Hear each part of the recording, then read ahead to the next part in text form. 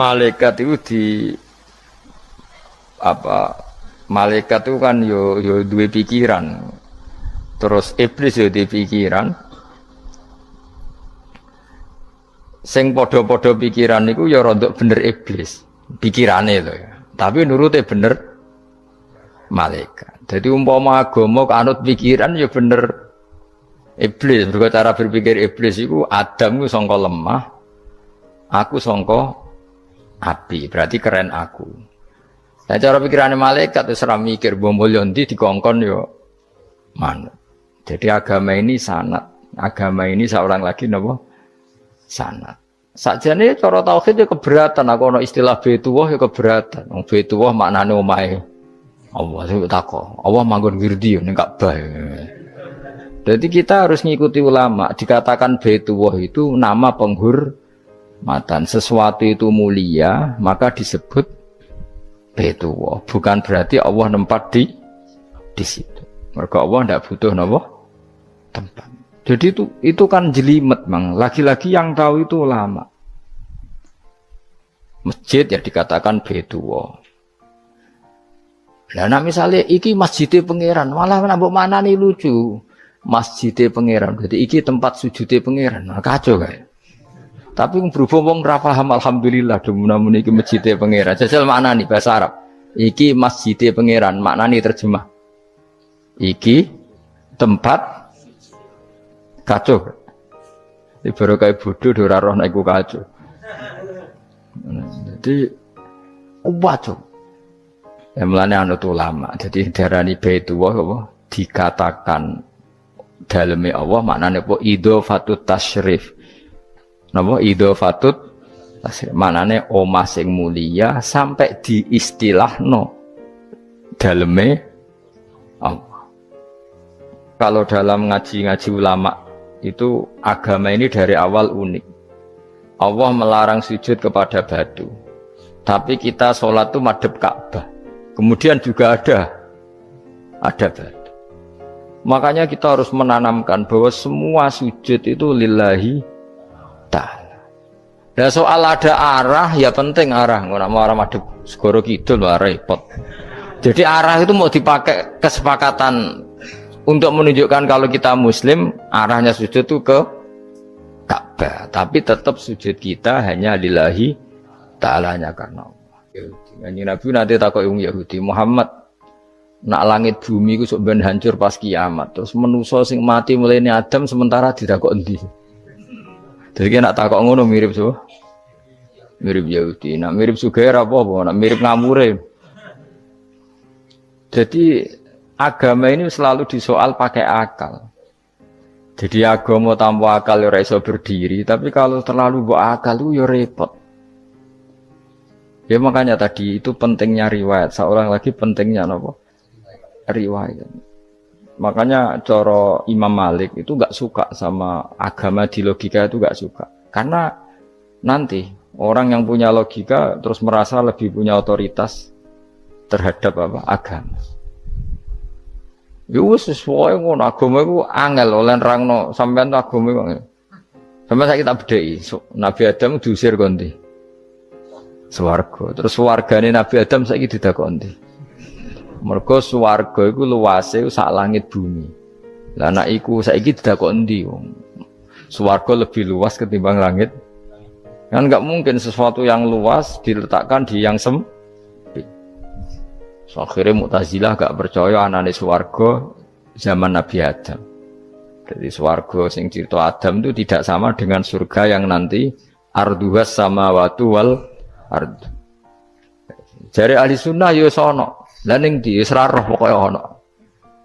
Ya itu kan sama-sama terus diterusno wong debat. Ya sudah guys. Nak cara aku wis mlebu sik kok gampang nerangno nek wis bar roh.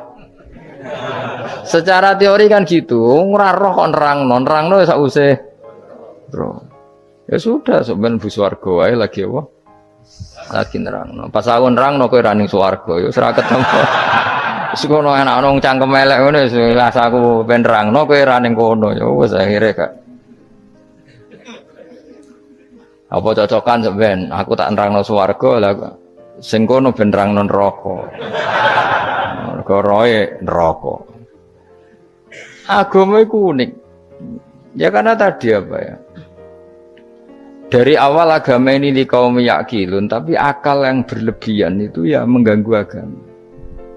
Ya sudah, makanya saya ulang lagi itu riwayat ya. Sebagian ini apa?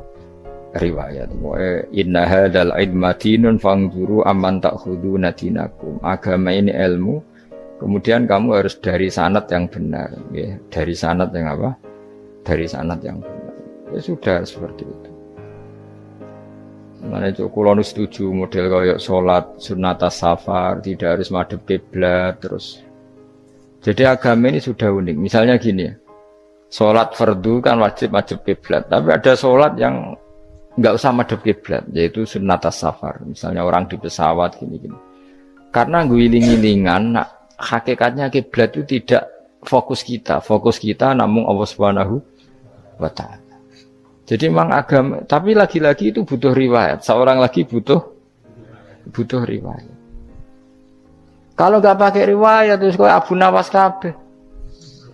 Karena tadi Amerika, seorang lagi Amerika, itu kalau dibor pas New York itu kena Ka'bah.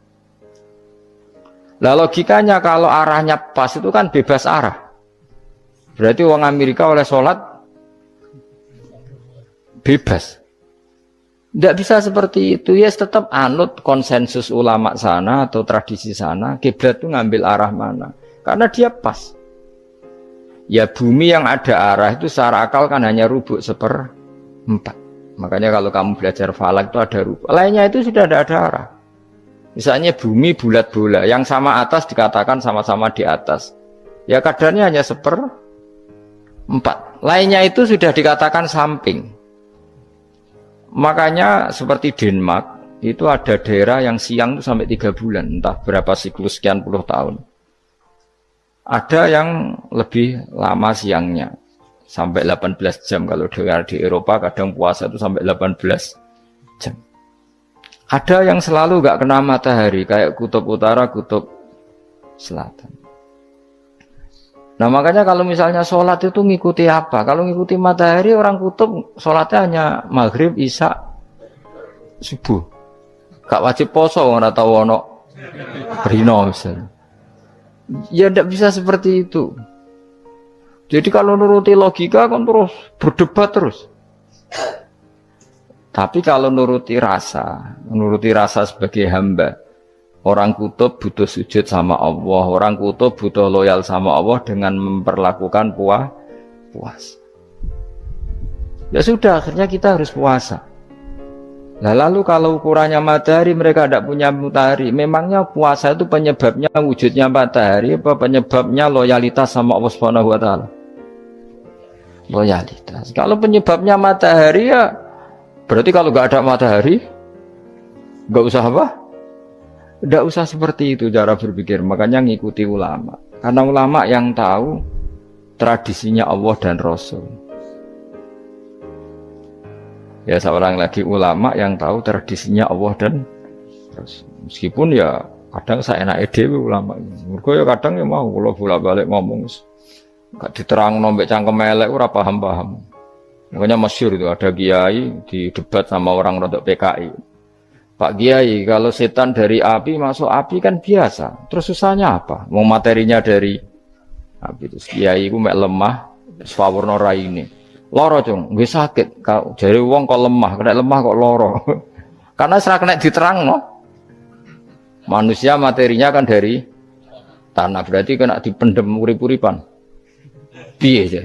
Ya loro ya. Lah ya jare kok lemah kok dipendem ning lemah kok. Karena dijelaskan pakai lisan yang baik, gak paham-paham. Sebenarnya kita ini ingin selalu baik, tapi ada orang-orang diterangkan cara baik-baik itu. Wah, kayak misalnya ono wong kondo, Gus kula nu bojo kula cerewet ngene-ngene, apike kula pegat. Dicereweti bojo mbek diarani duda lara ndi? Oh lara diarani duda isen. Kowe payu rabi dicereweti, ambek ra payu rabi jomblo, sakit mana? Sakit distatuskan jomblo. Malah kena dicereweti sabar prestasi baru. Mesti Wong ku diwolak-walik. Lan jarbe sekolah tak malan kula seneng mbek Imam Syafi'i. Kowe dirasani wong ning ngarepmu, diomongi, ambek dirasani seneng ndi? Seneng dirasani cara kowe. Jare Imam Syafi'i buktike wibawa, buktine ngomong ning ngarepmu rawani. Jadi Imam Syafi'i itu rileks urip. Ya Aba Abdillah, orang yang tadi muji-muji jenengan itu kalau di luar maki-maki jenengan. Jadi alhamdulillah. Kok bisa itu kan bukan pengkhianatan. Berarti saya wibawa, di depan saya enggak berani itu. Wong iku sowan Imam Syafi'i, ya cium tangan ya hormat. Tapi setelah di luar menghujat. Singkat cerita dilaporkan ke Imam Syafi'i. Orang yang tadi nyium tangannya jenengan itu di luar ngerasani jenengan. Jadi Imam Syafi'i, alhamdulillah berarti aku wibawa, mendengar kurawani. Ya dianggap enteng saja. Terus ada orang misoi Ja'far Shadiq. Sayyid Ja'far Shadiq itu Sayyid putune Nabi, orangnya soleh alim, gurunya Abu Hanifah. Di antaranya gurunya Abu Hanifah itu Sayyid Ja'far Shadiq. Itu kalau dihujat orang diomongin ini, dimaki-maki, sampai ke rumah. Pas mau masuk rumah, kamu masih ingin maki-maki saya? Iya, tak tunggu sampai selesai. Setelah selesai, sudah, sampun, sudah. Masih emosi orang, sudah. Kamu misoi saya berdasar apa yang kamu ketahui. Yang tidak kamu ketahui lebih banyak, maka saya tunggu. Izin. Izin sampai terus ketika ditanya, kenapa engkau sabar ketika jenengan saya pisui? Orang ini akhirnya tobat, mencium tangannya, mencium lututnya. Jawab saya Ja'far Shadiq ini. Aturahu tu'sokurhan, aturahu yu'sokurhan. Kowe ora ngrafaham kalimat itu, tapi tak terangkan ben dadi wali. Kowe roh pangeran. Ya tahu. Sing durakani pangeran tuh banyak enggak? Yang maksiati pangeran tuh banyak enggak? Banyak. Lah yung pangeran sing di langit bumi wae dimaksiati, apa meneh terima aku. Akhirnya terus. Jadi orang-orang soleh itu cara berpikir itu di luar kapasitas kamu. Apa ya? Mereka itu hanya Allah, taunya itu hanya Allah. Aku kan enggak egois, harga diri. Mana ada agama berdasar harga diri itu kalau dalam bahasa Arab disebut hamiyat al-jahiliyah, itu gengsi nopo jahili. Makanya ketika saya berkali-kali cerita itu, ada seorang ulama dipanggil tetangganya, nom. Setelah sampai situ, sudah kembali, saya tidak butuh kamu. Setelah sampai rumah dipanggil lagi, sudah kembali lagi sampai 3 kali. Ulamanya yang tetap ceria, tetap nyaman. Ketika ditanya, kenapa engkau tetap nyaman? Wahai pemuda, kamu itu tetangga saya. Kata Allah dan Rasul, nak kue iman be Allah Rasul, kon ngapi tonggo, kon ngundang aku ya teko. Ya seneng nuruti perintahnya. Ketika kamu nyuruh saya kembali, ya saya kembali. Memang itu keinginan kamu. Kue tanggaku, aku kon nurut be tonggo. Aku ora urusane be kue. Aku mau nyaman be perintahnya. Oh, nangis pemuda tadi itu tobat. Kalau kamu kan warga diri, orang kok dipimpong. Ini gak bakat wali blas. Jadi orang dulu itu nyaman. Karena pikirannya namun Allah Subhanahu wa ta'ala. Umar bin Abdul Aziz itu termasuk khalifah paling soleh setelah periode sahabat. Itu mau kapundhut itu santai. Ketika keluarganya menangis, kenapa kamu menangisi saya? Ya karena engkau mau mati. Memangnya kalau mati mau kemana aja? Ila khairi madhubin ilaih, ke zat terbaik. Terus aku mbok kon urip awar kowe gak jelas iso ngrumat aku ta ora. Anak Allah malah jelas. Saiki apik ndi urip mbek wong ora jelas sampai sing jelas. Ya wis kapundhut. Kowe kan gak mati ku wedi. Dosane akeh. Lah mungkin nek urip terus ora dosa apa to ngene. Gaya tok asline. Dosa kula cek kathah Gus kok mati terus. Ya malah apik mati biar dosa meneh. Biasa wae nek apik mati biasa karena potensinya kamu urip suwi ku dosane apa taat meneh. Ya jawab. Potensine. Dosa meneh apa taat meneh? Apa ya dosa ya taat. Terus pas mati pas taat atau pas dosa? Ora usah ngono biasa ya. Sampai mati ae matur pangeran Gusti nak saene mati nggih. Mati mawon nak saene urip nggih. Urip mawon Gusti semua anut jenengan wis. Zaman kula urip sing ngrumat nggih jenengan mungkin sampean mati sing ngelola nggih napa? Jenengan pun donya sing ngurusin jenengan. Kan sebenarnya kalau kita berpikir gitu kan nyaman. Zaman kamu hidup yang mengendalikan jantung, paru-paru, oksigen juga Allah. Dan kamu enggak tahu caranya, tahu-tahu hidup. Tapi setelah mati dikubur kamu iskal. Lalu sistem pernafasan saya gimana setelah saya mati? Memangnya zaman yang dunia kowe roh. Oh karena ada oksigen. Nah, terus oksigen wujudnya karena apa kowe ya ora roh. Oksigen dari zat gini lah zat iku kok sapa ya ora roh. Mau gaya tok ngomong mau tetep akhir ora roh. Lan kadang kula gawok mbek wong goblok wis ora roh kabeh dari awal mau alam semoga iku gak usah nerang. Nah, artinya gini, kalau zaman di dunia kamu tidak bisa mengelola diri kamu sendiri, juga sama setelah mati tidak bisa mengelola diri kamu sendiri. Semua itu al-amru biyadillah, semua itu dalam kekuasaan Allah Subhanahu wa ta'ala. Ya sudah, alaihi tawakkaltu wa ilaihi unib. Ya sudah, kita pasrah saja dan kita hanya kembali kepada Allah Subhanahu wa ta'ala. Ya sudah, itu agama. Tapi nak bawa logika pakai akal. Wah, itu orang mati itu sudah nggak bisa apa-apa, sudah jadi tanah gini-gini. Nah, masalah catekar yang ngerti, nah, jadi tanah itu tidak bisa apa-apa. Tapi masalahnya kita ini dikendalikan oleh zat yang bisa mengelola semua. Yaitu Nabi Adam diciptakan juga dari tanah. Ya sudah, hanya berdasar riwayat itu yang kita akhirnya meyakini setelah kita mati juga bisa hidup lagi. Iki rasa kuwatir, iblis itu ya dhaif, iblis ya lemah. Nyatane ya kowe tetep ngaji jalalan. Berarti ora sukses menyesatkan. Kodang di kowe iblis. Ya kodang sampean, dikon ra ngaji tetep ngaji. Dikon paham tetep ora paham. Berarti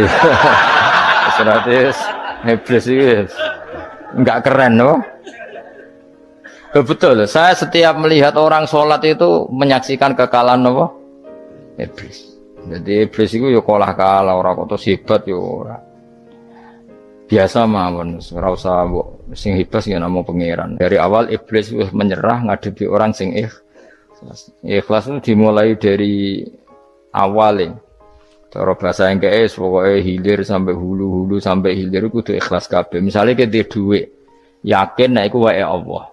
Sehingga kita ketika ngasihkan orang itu kamu enggak merasa itu milik kamu. Sehingga enggak gampang ngundat. Selagi itu kamu benar keduanya awalnya salah itu masih mungkin tidak ikhlas.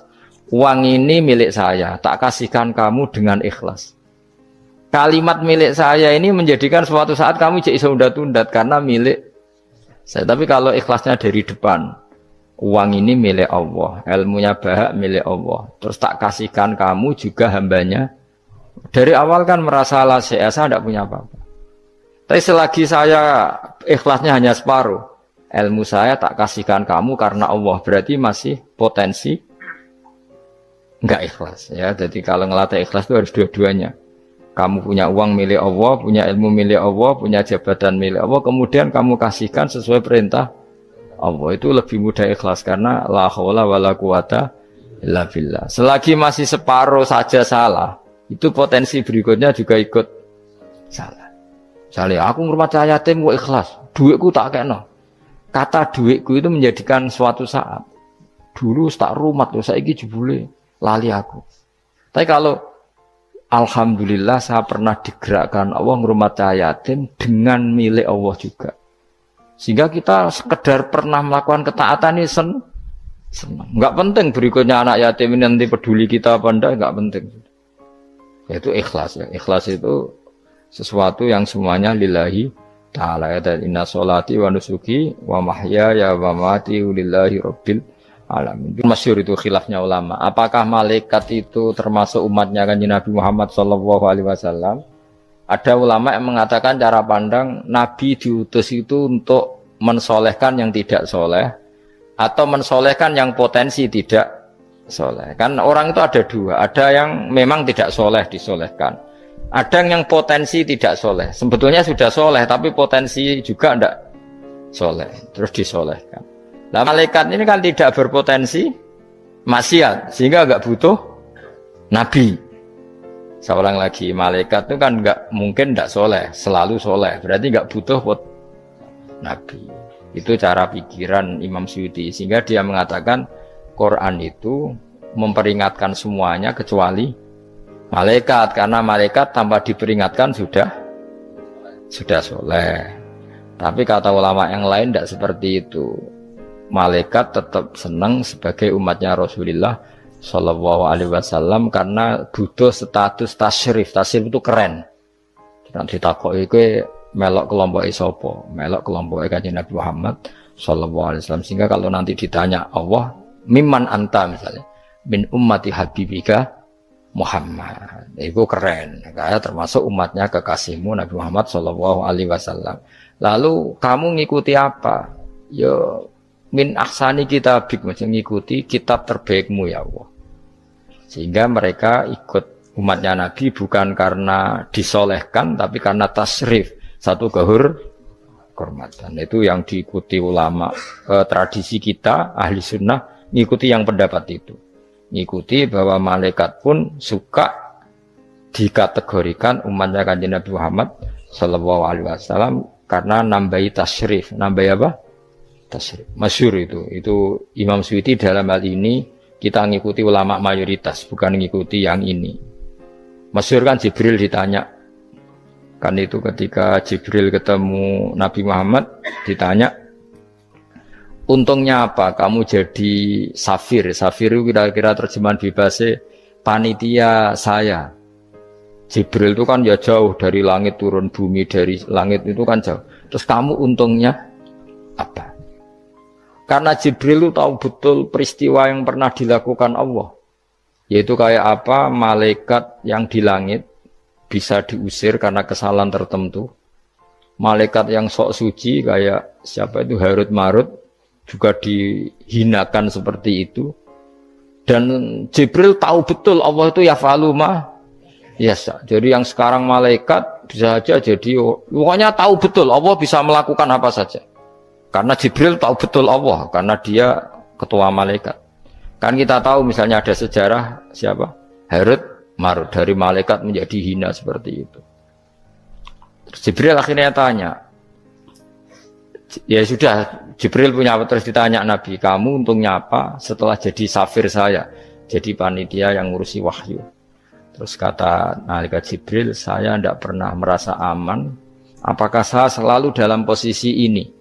Posisi terhormat, kecuali setelah menjadi safir, menjadi pelayan kamu ketika aku distatuskan oleh Allah apa itu innahu laqaulu rasulin karim dzi quwwatin inda dzil arsy makin muta'in tamma amin. Terus ganti fa amin tu ba'du, baru setelah itu saya merasa aman bahwa posisi saya aman karena Quran itu abadi ila yaumil qiyamah ila mala mi'adalah, semuanya Quran itu abadi dan di Quran itu saya distatuskan muta'in sama amin. Berarti saya merasa aman, tidak akan dirubah kestatusan saya malaikat semenjak saya jadi safirmu. Intinya Jibril juga mendapat kehormatan karena ngitmai Quran. Paham ya? Makanya kita di sini mengatakan ini pendapat Imam Suyuti, tapi hampir semua ulama berpendapat apa? Malaikat pun ikut mendapat berkahnya Kanjeng Nabi Muhammad Shallallahu Alaihi Wasallam. Jenenge apa? Berkah tasrif, apa berkah apa? Tasrif. Jadi punya status kehormatan. Nah, yang dikatakan Imam Suyuti itu murni logika. Murni logika tadi, yang namanya Quran itu memberi peringatan supaya enggak soleh menjadi soleh, dan malaikat tidak butuh itu karena sudah selalu soleh ya. Jadi itu logika saja, tapi kita berkeyakinan malaikat pun butuh, tapi untuk kehormatan.